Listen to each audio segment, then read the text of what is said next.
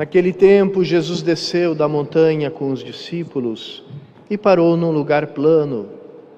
Ali estavam muitos dos seus discípulos e grande multidão de gente de toda a Judéia e Jerusalém, do litoral de Tiro e de Sidônia. E levantando os olhos para os seus discípulos, disse: Bem-aventurados vós, os pobres, porque vosso é o reino de Deus. Bem-aventurados vós que agora tendes fome, porque sereis saciados. Bem-aventurados vós que agora chorais, porque havereis de rir. Bem-aventurados sereis quando os homens vos odiarem, vos expulsarem, vos insultarem e amaldiçoarem o vosso nome por causa do Filho do Homem.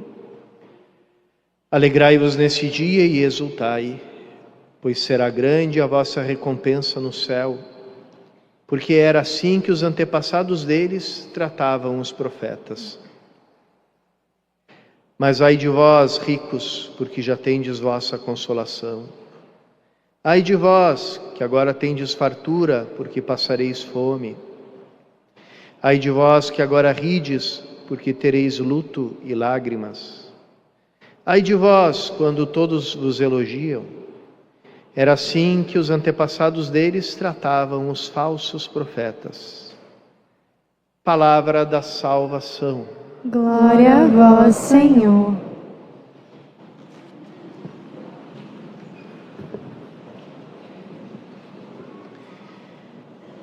Queridos irmãos e irmãs, todas as leituras desse domingo nos traçam uma linha muito nítida entre a vida, a forma de viver, de pensar, de agir do homem velho e a forma de viver, de pensar e agir do homem novo, da nova criatura que acolhe o dom da ressurreição de Cristo, que, como nos disse São Paulo, ele ressuscitou como primícias dos que morreram, quer dizer, é o primeiro dom da ressurreição, é o próprio Cristo.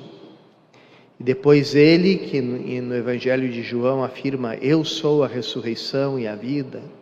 Então nele todo ser humano alcança a ressurreição.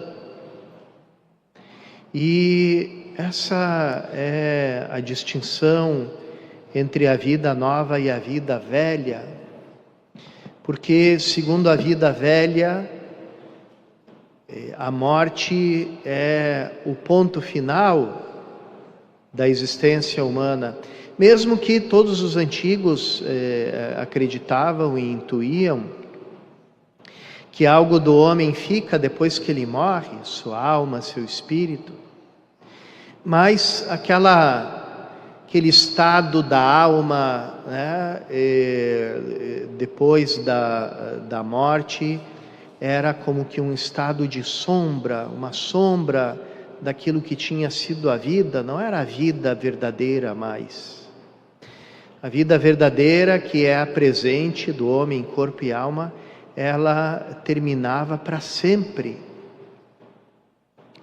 Então, como aqui é a verdadeira vida, segundo o homem velho, então essa é a vida que conta.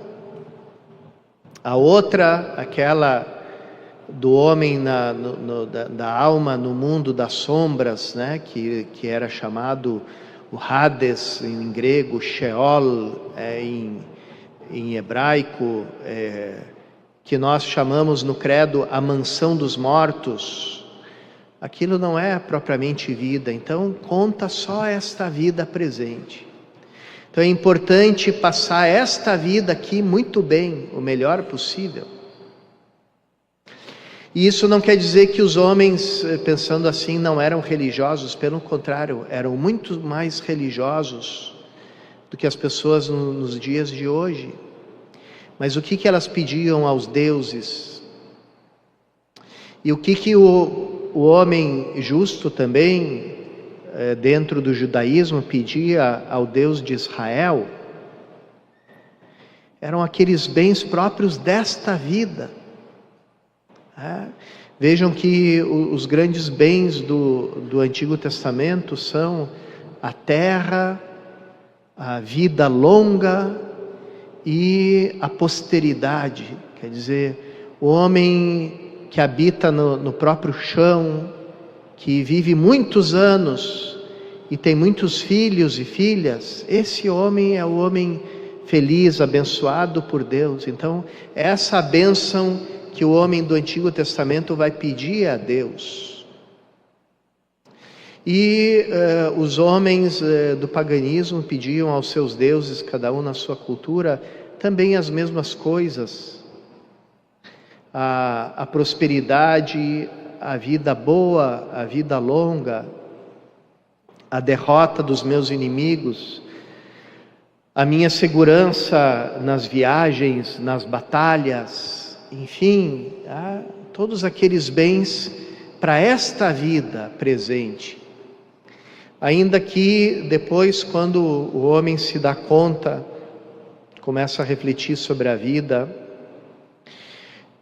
acaba entendendo aquilo que é tão bem descrito no livro do Eclesiastes, um livro que também circula entre o paganismo e o judaísmo. Esse livro que começa dizendo: vaidade das vaidades, tudo é vaidade.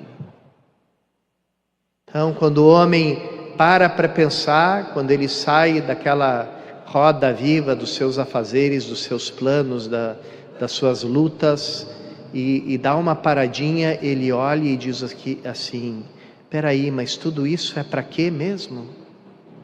Para quê? Se depois o bom e o mal, o rico e o pobre, o talentoso, o sem talento, todos vão parar na mesma cova, terminar do mesmo jeito a vida. Essa é a vida do homem velho. É aquilo que o filósofo Heidegger chamava o ser para a morte. Então, esse é o valor da ressurreição de Cristo, porque Cristo ressuscitando, Cristo assumindo a nossa humanidade, Ele se une a todo ser humano. Quando Ele ressuscita, Ele não ressuscita só para Ele, Ele ressuscita para todos.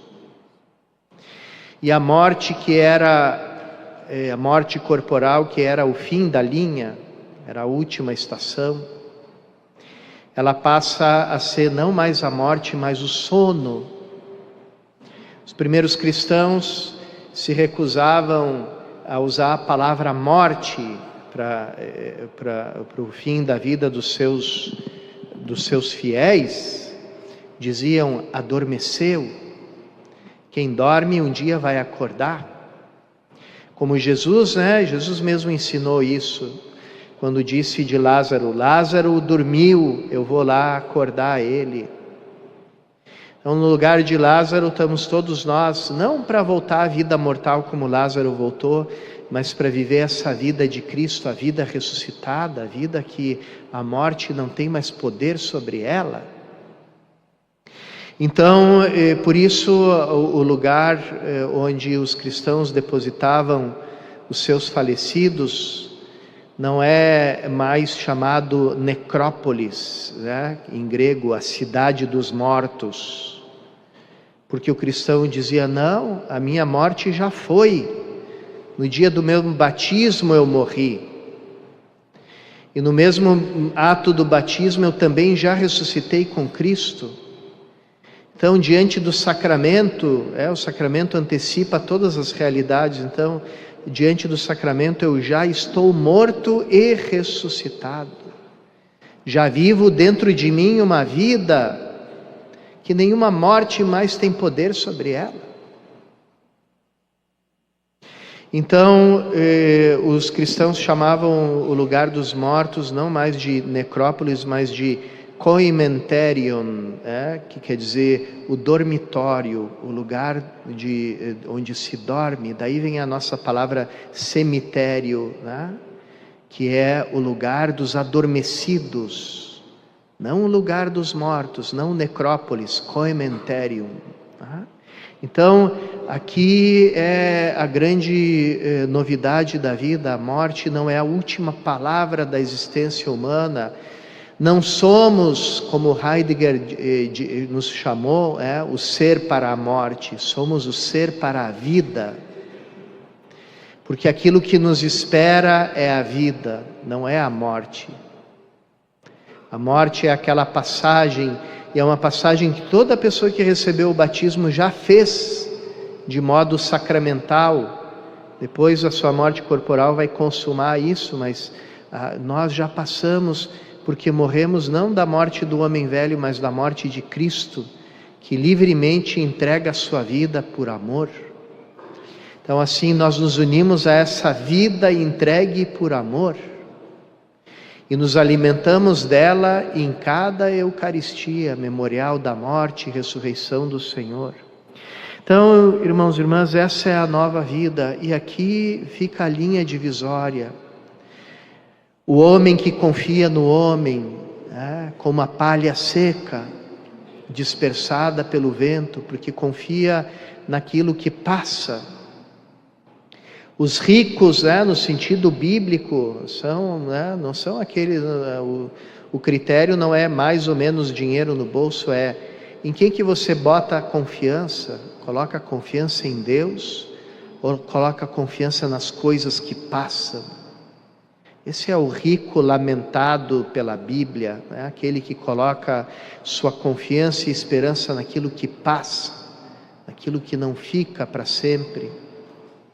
E quem é aquele que bota a sua confiança no Senhor, que vive a vida de ressuscitado, que é o pobre ao qual pertence o reino de Deus, o que chora e um dia vai rir, o que tem fome, mas será saciado eternamente, é aquele que coloca o centro da sua vida no seu ser ressuscitado.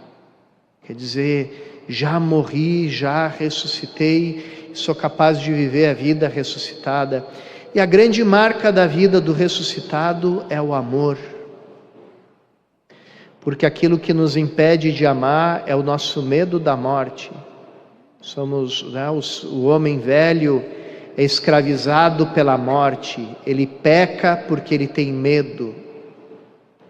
Ele faz o mal porque ele tenta salvar a si mesmo e assim pisoteia o seu próximo. Então, se nós já passamos da morte para a vida, já não temos mais razão de medo. E como nos tornamos filhos no Filho, como o Espírito Santo foi derramado no nosso coração, nós podemos amar sem medida e entregar a nossa vida sem medida. E essa, irmãos e irmãs, não é uma teoria, não é um belo pensamento piedoso, não é uma bela ideologia, é vida. Basta olhar para os santos e santas que a Igreja nos apresenta como modelos de quem é o verdadeiro cristão. Porque os santos e santas não são super cristãos ou super católicos, são os católicos modelos, católicos da média. São os verdadeiros, não são especiais. O santo é o cristão comum. Então, quem não vive a vida naquela alegria, naquela liberdade para amar própria do santo, ainda não entrou na vida nova em Cristo, ainda vive a vida do homem velho, colocando a sua esperança naquilo que termina, naquilo que passa, e ficando sem fruto, sem sentido no mundo, fazendo a sua vida virar aquela vaidade das vaidades.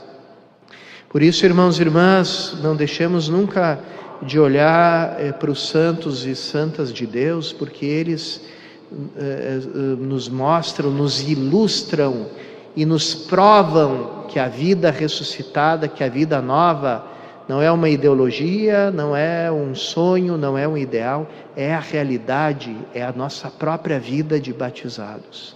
Peçamos essa graça de viver a vida nova em Cristo e nos alimentemos dessa vida nova na Santa Eucaristia, onde Cristo, que nos deu a vida por amor, será o nosso alimento da vida eterna.